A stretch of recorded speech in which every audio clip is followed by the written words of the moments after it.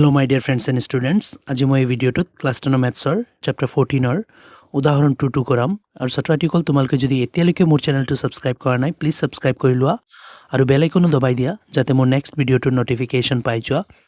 এতিয়া হা কোৱেশ্চনটো ষ্টাৰ্ট কৰো। সো কোৱেশ্চনে কি কৈছে, ভাৰতৰ বিভিন্ন ৰাজ্য বা কেন্দ্ৰীয় শাসিত অঞ্চলৰ গ্ৰাম্য এলেকাৰ প্ৰাথমিক বিদ্যালয়তে শিক্ষয়িত্ৰী বণ্টন শতাংশতে তলৰ তালিকাত সন্নিবিষ্ট কৰা হৈছে। শিক্ষয়িত্ৰীৰ মাধ্য শতাংশ এই অনুচ্ছেদত ব্যাখ্যা কৰা তিনিওটা পদ্ধতিৰে মাধ্য নিৰ্ণয় কৰা। ছাত্ৰছাত্ৰীসকল চোৱা কোৱেশ্চনে কি কৈছে মই বুজাই আছো ভালদৰে। কোৱেশ্চন আমাক কৈছে ভাৰতৰ বিভিন্ন ৰাজ্যত কেন্দ্ৰীয় শাসিত অঞ্চলৰ গ্ৰাম্য এলেকাবোৰত যে শিক্ষয়িত্ৰী আছে সেইবোৰৰ পাৰ্চেন্টেজ তলত দিয়া আছে, মানে শিক্ষকো আছে শিক্ষয়িত্ৰী আছে, কিমান শতাংশ শিক্ষয়িত্ৰী আছে গ্ৰাম্য অঞ্চলবোৰত মানে গাঁৱলীয়া অঞ্চলবোৰত সেইখিনি ইয়াতে তথ্য দিয়া আছে আৰু এই তথ্যখিনিৰ আমাক কৈছে তিনিওটা পদ্ধতিৰে মাধ্য নিৰ্ণয় কৰিব লাগে। ইয়াতে টেবুলত কি লিখিছে, শিক্ষয়িত্ৰীৰ শতাংশ মানে পাৰ্চেন্টেজ, কিমান পাৰ্চেন্ট শিক্ষয়িত্ৰী আছে গাঁৱলীয়া অঞ্চলবোৰত। চোৱা 15ৰ পৰা 25% এইবোৰ শতাংশ হ'ব। 15ৰ পৰা 25% শিক্ষয়িত্ৰী থকা ৰাজ্য আছে মানে অঞ্চল আছে 6টা। তাৰপিছতে 25ৰ পৰা 35% শিক্ষয়িত্ৰী থকা 11টা অঞ্চল আছে। তাৰপিছত 35ৰ পৰা 45% শিক্ষয়িত্ৰী থকা ৰাজ্য আছে 7খন। তাৰপিছতে 45ৰ পৰা 55% শিক্ষয়িত্ৰী থকা 4খন ৰাজ্য, 55ৰ পৰা 65% শিক্ষয়িত্ৰী থকা 4খন ৰাজ্য আৰু 65ৰ পৰা 75% শিক্ষয়িত্ৰী থকা 2খন ৰাজ্য, 75ৰ পৰা 85% শিক্ষয়িত্ৰী থকা 1খন ৰাজ্য এনেকুৱা আছে। এতিয়া এই তথ্যখিনিৰ মাধ্য আমি ওলাব লাগে তিনিওটা পদ্ধতিত, মানে মাধ্য ওলোৱাৰ তিনিটা পদ্ধতি আছে ছাত্ৰছাত্ৰীসকল। এটা হৈছে প্ৰত্যক্ষ, এটা হৈছে বিবেচিত আৰু এটা হৈছে ডাব বিচ্যুতি। তিনিবাৰ আমি ওলাব লাগে, তিনিওটা পদ্ধতিত ওলাব লাগে। তাহলে ছাত্ৰছাত্ৰীসকল আহা এটা এটাকে কৰো। প্ৰথমতে মই প্ৰত্যক্ষ পদ্ধতিত ওলাই দেখুৱাম। ছাত্ৰছাত্ৰীসকল চোৱা ওপৰৰ তথ্যখিনিৰ প্ৰত্যক্ষ পদ্ধতিত মাধ্য ওলাবৰ কাৰণে এটা টেবুল পাতি লৈছো। ছাত্ৰছাত্ৰীসকল প্ৰত্যক্ষ পদ্ধতিত মাধ্য ওলাবৰ কাৰণে যদি শ্ৰেণী অন্তৰাল দিয়া থাকে তেনেহলে 4টা কলমযুক্ত এটা টেবুল লাগিব। ছাত্ৰছাত্ৰীসকল এইবোৰ হৈছে শ্ৰেণী অন্তৰাল, এই যে 15ৰ পৰা 25, 25ৰ পৰা 35 এনেকুৱা ডিজাইনৰ থাকিলে ভাবিবা শ্ৰেণী অন্তৰাল, সেইটো মই শ্ৰেণী অন্তৰাল লিখি পেলাই এইখিনি চাই বহুৱাই দিছো। তাৰপিছত ছাত্ৰছাত্ৰীসকল এই তলৰ যিখিনি দিয়া আছে এই যে ৰাজ্যৰ সংখ্যা এইবোৰ হৈছে 12 আৰু এইবোৰক FI দি লিখা হয়, গতিকে FI লিখি পেলাই FI শাৰীত বহুৱাই দিছো। তাৰপিছত ছাত্ৰছাত্ৰীসকল আমি শ্ৰেণী অন্তৰালৰ পৰা XI ওলাব লাগিব, গতিকে XI শাৰীটো ৰাখিছো আৰু তাৰপিছত XI ওলোৱাৰ পিছত FI XI পূৰণ কৰি পেলাই ইয়াতে বহুৱাব লাগিব, গতিকে এইটোৰ শাৰী আমি খালী ৰাখি দিছো। যিখিনি কুৱেশ্যনত পাইছো সেইখিনি চাই বহুৱাই দিছো। সো 12 এইখিনি আৰু এইখিনি শ্ৰেণী অন্তৰাল ইয়াতে বহুৱাইছো। এতিয়া ছাত্ৰছাত্ৰীসকল আমি XI ওলাম। XI কেনেকৈ ওলাই ছাত্ৰছাত্ৰীসকল, এই দুয়োটা শ্ৰেণী অন্তৰালটোৰ দুয়োটা পদ যোগ কৰি পেলাই আধা কৰি দিলে XI ওলাই যায়। মানে XI হৈছে শ্ৰেণী সূচক ছাত্ৰছাত্ৰীসকল আৰু FI হৈছে 12। শ্ৰেণী সূচক ওলোৱাৰ সূত্ৰটো এনেকুৱা আছিল যে শ্ৰেণীৰ উচ্চ সীমা প্লাছ নিম্ন সীমা ডিভাইডেড বাই 2, মানে দুইটা যোগ কৰি 2 দি ডিভাইড কৰিব লাগে, মানে আধা কৰি দিব লাগে।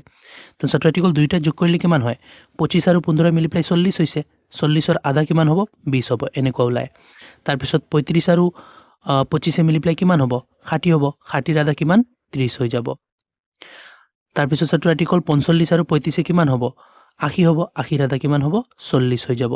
তাৰপিছত 55 আৰু 45 100 হ'ব, 100ৰ আধা 50 হ'ব। তাৰপিছতে ইয়াতে ছাত্ৰছাত্ৰীসকল কিমান হ'ব, 120 হৈ যাব। 120ৰ আধা 60 হ'ব।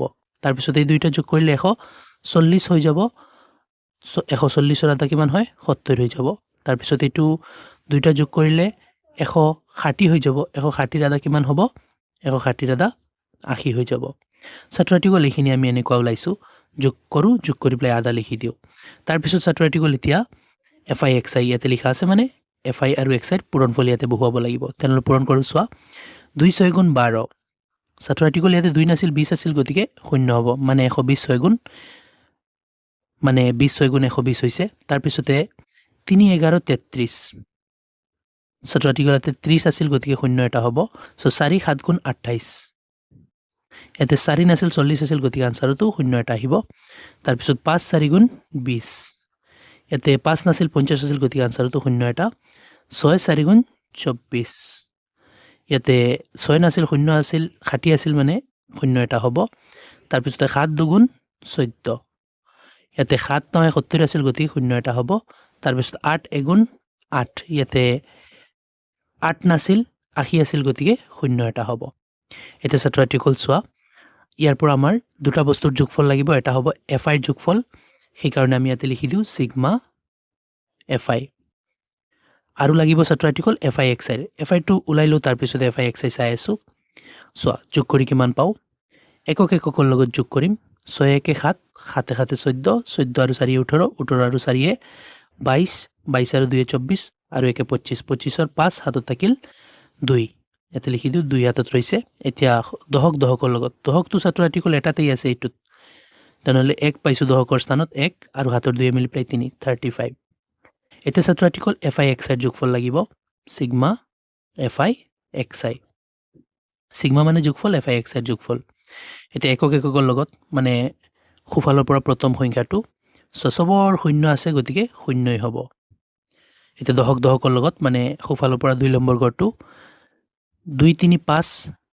5 8 13 13 আৰু 0 13 13 আৰু 4 17 17 আৰু 4 21 আৰু তো ইয়াতে দহকৰ স্থানত আছে 8 21 আৰু 8 29 29 ৰ 9 হাতত থাকিল 2 এতিয়া ছাত্ৰ আৰ্টিকল শতকৰ লগত মানে ইফালৰ পৰা 3 নম্বৰ গড় খুফালৰ পৰা 3 নম্বৰ গড় সোৱা ইয়াতে শতকত 1 আছে 3 1 আৰু 3 4 4 2 6 6 2 8 2 10 আৰু 1 11 ইয়াতে শতক নাই ছাত্ৰ আৰ্টিকল ইয়াতে 3 নম্বৰ গড় নাই 11 হৈছে ছাত্ৰ আৰ্টিকল তেনেহলে ইয়াতে 11 আৰু হাতৰ যে 2 ৰৈছিল মিলি প্লাই 12 13 13 হৈ গৈছে মানে ইয়াতে 29 ৰ 9 লিখি প্লাই হাতৰ 2 ৰাখিছিলো এতে সব যোগ কৰি 11 পাইছো এই হাতৰ 2 মিলি প্লাই 13 হৈ গৈছে মানে ছাত্ৰ আৰ্টিকল সিগমা fi xi যোগফল পাইছো আমি 1390 এতিয়া সোৱা টেবুলৰ কাম শেষ এটা মাধ্য ওলাবৰ কাৰণে প্ৰত্যেক পদ্ধতিৰ কাৰণে এটা সূত্ৰ আছে সোৱা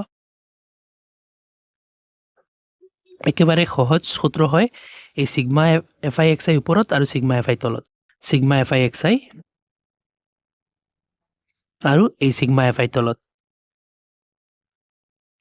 এতিয়া সোৱা ইয়াতে আমি ভ্যালু পুট কৰিম তো fi xi ৰ ভ্যালু হৈছে 1390 ওপৰত দি আছো 1390 আৰু সিগমা fi ৰ ভ্যালু হৈছে 35 এটা ছাত্ৰ আৰ্টিকল আমি কটাকটি কৰিম সোৱাচোন 5 এৰে যাব 5 7 গুণ 35 ইফালে 5 2 গুণ 10 থাকিল কিমান 3 3 আৰু 9 39 39 ত 5 7 গুণ 35 ইয়াতে 39 আছে মানে 4 বেছি 4 আৰু 0 40 5 8 গুণ 40 হ'ব এতিয়া ছাত্ৰ আৰ্টিকল আৰু তো কটাকটি না যায় তো 7 ওলাই গৈছে 7 এটা মৌলিক সংখ্যা গলে একমাত্ৰ 7 এৰে যাব 7 এটো ওপৰটো না যায় গতিকে এটো এনেকৈ ৰাখো 278 আৰু তলত পাইছো 7 এতিয়া 7 এৰে এটো হৰণ কৰি দিম হৰণ কৰি জিয়ে ওলাব হেতু হ'ব এই ওপৰত দিয়া তথ্যখিনিৰ মাধ্য ছাত্ৰ আৰ্টিকল ই কাখতে মই হৰণটো কৰি আছো 7 ৰে হৰণ কৰিব লাগে 7 বাহিৰত 278 ক কৰিব লাগে 278 ভিতৰত সোৱা 7 দি 27 কেইবাৰ 3 বাৰ 7 3 গুণ 21 হ'ব 21 ৰ পৰা 27 ৰ পৰা 21 গলে কিমান থাকিব 6 নামিল কিমান 8 68 7 9 গুণ 63 7 9 গুণ 63 63 ছাত্ৰ আৰ্টিকল 68 ৰ পৰা 63 গলে 5 থাকিল তে পইণ্ট বহুৱাই পেলাই শূন্য লমাম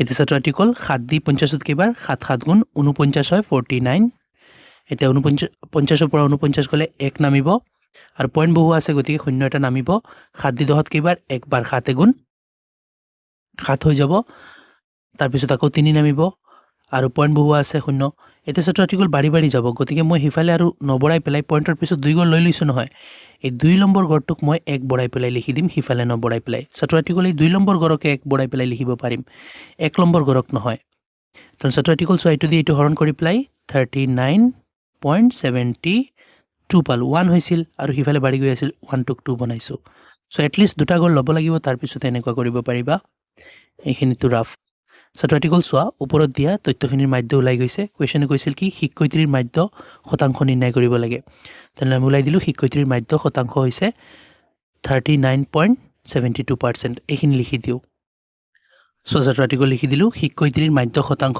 39.72% ছাত্ৰ আৰ্টিকল সোৱা ওপৰত দিয়া তথ্যখিনিৰ আমি মাধ্য ওলালো প্ৰত্যেক পদ্ধতি ওলাইছো তে কোৱেশ্চনে কৈছে একে অংক আকৌ কৰিব লাগে এবাৰ বাকি দুটা পদ্ধতিত মানে তিনিটা পদ্ধতিত অংকটো কৰিব লাগে ছাত্ৰ আৰ্টিকল একে আনসাৰ ওলাব আৰু যেহেতু কোৱেশ্চনে তোমালোকক এনেকুৱা তিনিবাৰ কৰিবলৈ এটা কোৱেশ্চন নকয় যিকোনো এটা পদ্ধতিত কৰিলেই হল তোমালোকে এই পদ্ধতিতে আহিলে কৰি লবা আৰু যদি তোমালোকে বিচৰা যে এই কুৱেশ্যনটো যেনেকুৱা কুৱেশ্যনে কৈছে তিনিওটা পদ্ধতিত কৰিবৰ কাৰণে এটা পদ্ধতিটো মই কৰি লৈছোঁ প্ৰত্যেক পদ্ধতিত ৰৈছে বিবেচিত আৰু ডাব বিচ্যুতি পদ্ধতি সেই দুটাটো যদি তোমালোকৰ এই কুৱেশ্যনটো সলিউশ্যন লাগে তেনেহ'লে মোক কমেণ্টত জনাবা মই বনাই দি দিম আৰু ছাত্ৰ ছাত্ৰীসকল মই আগৰ কুৱেশ্যনবোৰত মানে এক্সাৰচাইজৰ যিবোৰ কুৱেশ্যন আছে সেইবোৰত মই বিবেচিত আৰু ডাব বিচ্যুতি মানে আন দুটা যি দুটা পদ্ধতি সেই দুটাটো কৰাইছোঁ সেইবোৰো চালে তোমালোকে নিজে নিজে এই কুৱেশ্যনটো বিবেচিত আৰু ডাব বিচ্যুতি পদ্ধতিত পাৰি ল'বা অৰ্থাৎ বাকী দুটা পদ্ধতিত পাৰি ল'বা এতিয়া ছাত্ৰ ছাত্ৰীসকল আশা কৰোঁ তোমালোকে ভালদৰে বুজিব পাৰিছা আৰু বুজাত যদি কোনো ধৰণৰ অসুবিধা হয় মোক কমেণ্টত জনাবা